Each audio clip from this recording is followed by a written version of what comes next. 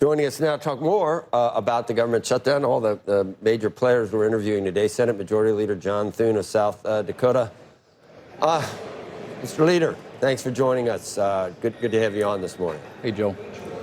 When did you get to that spot there? Did you hear Leader Jeffries? We just had an interview with him that went back and forth on a lot of the different contentious points. Were you able to hear any of that?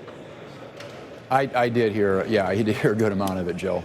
You did? Can you clear up a couple of the contentious points? He says outright that it's a Republican, he called it actually not just a talking point, a Republican lie, that there's any proposal put forth by Democrats to cover the health care of illegal aliens. What does that come from? Where's that difference? How do you reconcile what he says and what Republicans have been telling us?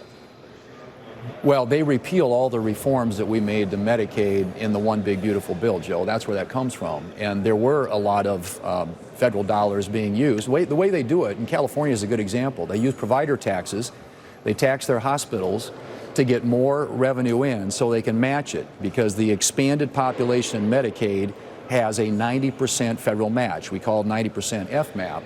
And then they get more federal money, and then they use the other dollars. They're all fungible. They use those to cover illegal immigrants. So they do it, and there are lots of ways that they have maneuvered around that, but it is a fact, and they don't like that fact, but they are repealing all of that with their proposal, and so it's absolutely accurate to characterize it that way.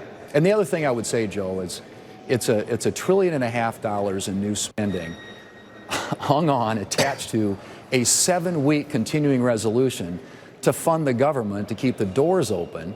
Do they have any less leverage seven weeks from now? 7 weeks on November the 21st, they're going to have the same leverage then that they have today, but we will hopefully by then have passed more appropriations bills, which really is what this is all about. And then if they want to have a discussion about the premium tax credits, we're happy to have that. Keep hearing from your side. It's just a continuing resolution on something Democrats already had agreed to. Leader Jeffries made a point that it was not something that Democrats agreed to. It was a partisan Republican bill that was passed, I guess he said, in March. So you shouldn't be surprised that we're not going to go for it this time.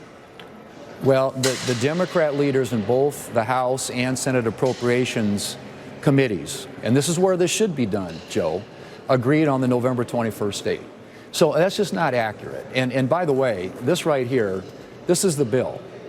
It's 24 pages. It keeps the government open. This is a partisan bill? I find that hard to believe. This is a simple extension of government funding so that we can complete and finish the appropriations work, something that was never done when the Democrats had the majority of the United States Senate. So we're going to try and get appropriations bills done, and we can have that conversation about a premium tax credit solution, which I offered to them yesterday. But they are, and I'm going to tell you, just in the Senate at least, politically speaking, Chuck Schumer needs a Schumer shutdown.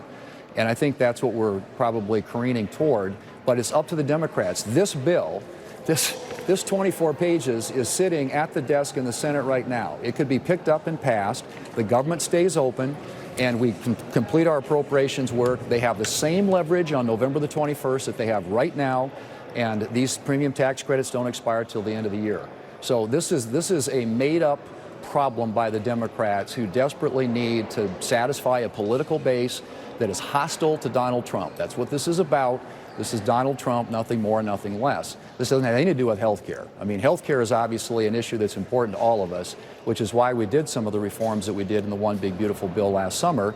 And this notion that hospitals and nursing homes are closing, give me a break. I mean, these provisions don't take effect until 2028, and we put $50 billion in the bill to support rural hospitals, which they cut in their proposal. So this is a made-up issue for them. It's a political issue, and frankly, what we need to do is keep the government open. It hurts the American people when we don't. They have the same leverage on November the 21st that they have today. Just wondering how long a shutdown is going to last. I don't see a path. I don't know whether you can describe the future. Nobody can, but how will it play out? Because I know Senator Schumer, Leader Schumer has his own priorities, and like all politics are local. I understand that, but it just seems like this will not help the cause of the national Democratic Party if this happens. I've seen some polls that were conducted. It's kind of a stretch to say you won't give us what we want, so we're shutting down the government. It's not our fault. You won't give us what you want. You're shutting down the government. That's kind of twisting yourself into a pretzel to get to that point. So it's not going to really, PR-wise, I don't think it's going to work, is it? So how does it end? What do they accept? Well, and this is something that 13 times when he was the majority leader, we passed short-term continuing resolutions, 13 times. And the Republicans delivered the vote for it. This is a routine thing. This is not unusual. This is something to extend government funding until we have more time to fund or to do the full funding process through the normal appropriations process. And the truth is, Joe, Republicans united. I mean, he was on there talking about Republicans in the House need to come back into town. They did their part. They passed the bill. They sent it to the Senate. It's the Senate now that has to act. The president will sign this today. The Senate could pass this today and fund the government. This issue goes away. The Democrats have the same leverage on November 21st that they have today. We'll have the conversation about premium tax credits, but the American people don't get hurt by a government shutdown. So to me, it's a very straightforward issue. Republicans united, House, Senate, President, all on the same page. Senate Democrats right now are the people who are keeping or preventing the government from staying open. And if at midnight tonight the government shuts down, it's going to be on them. There are some senators open on the Republican side, open to talking about the Obamacare subsidies. We had Senator Ron Johnson on last week. He just says he doesn't even want to go down that road. What would a bipartisan solution negotiated after, the government reopens? What would that look like for you? Is there some common ground there for what some restrictions that we put on the subsidies? What's it look like? How would that come to pass? Well, and remember what we're talking about here, Joe. These are COVID plus-ups that the Democrats did. COVID is not here anymore. This doesn't affect base Obamacare. The exchanges continue to operate, but they were enhanced. They took the income limits off. So now if you're a couple in West Virginia making $580,000 a year, you can get subsidies under the enhanced plussed-up ACA program. And so all we're simply saying is, yes, there's a place there. There are reforms that we can make, and we're not averse to that. And we have some ideas about that, but we're not going to discuss and negotiate it while they're holding the hostage of the federal government. Release the hostage, and we will have that conversation about how we can keep these exchanges up and going.